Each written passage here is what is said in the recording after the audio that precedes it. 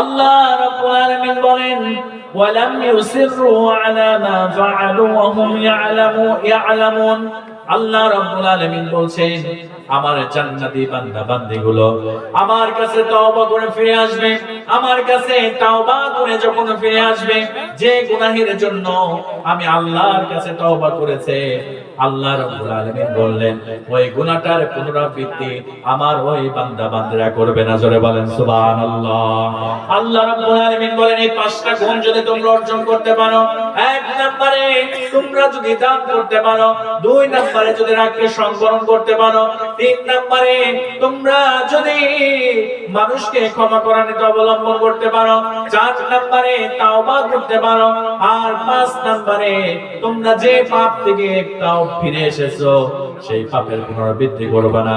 আল্লাহ রাব্বুল আলামিন ডাক দিয়ে বললেন উলাইকা জাযাউহুম মাগফিরাতুম মির রাব্বিহিম ওয়া জান্নাতুন তাজরি মিন তাহতিহাল আনহারু খালিদিনা ফিহা ওয়া নি'মা আজরুল আমিলিন। আল্লাহ রাব্বুল আলামিন বলেন এই পাঁচটা গুণ যদি অর্জন করতে পারো, এক নম্বরে দান যদি বেশি বেশি করে করতে পারো, দুই নম্বরে যদি তোমরা এরপরে রাগকে নিয়ন্ত্রণ করতে পারো, তিন নম্বরে মানুষকে ক্ষমা করার নীতি অবলম্বন করতে পারো, চার নম্বরে তাওবা করতে পারো, আর পাঁচ নম্বরে যদি পাপের পুনরাবৃত্তি না করো, আল্লাহ রাব্বুল আলামিন বললেন উলাইকা জাযাউহুম মাগফিরাতুম মিন রাব্বিহিম, তাদের জন্য আল্লাহর ক্ষমা অপেক্ষা করছে। জোরে বলেন সুবহানাল্লাহ।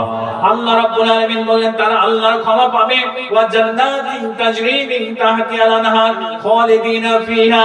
শুধু তাই নয়, আমি আল্লাহ তাদের জীবনের গুনাহগুলোকে maaf করব না, আমি আল্লাহ রাব্বুল আলামিন তাদেরকে এমন একটা জান্নাত দিয়ে ধন্য করে দিব যে জান্নাতের তলদেই দেয়া ঝর্ণা দ্বারা প্রবাহমান, আর তাদের উত্তম প্রতিদান, এই প্রতিদানটা হবে কতই না উত্তম তাদের জন্য। জোরে বলেন সুবহানাল্লাহ।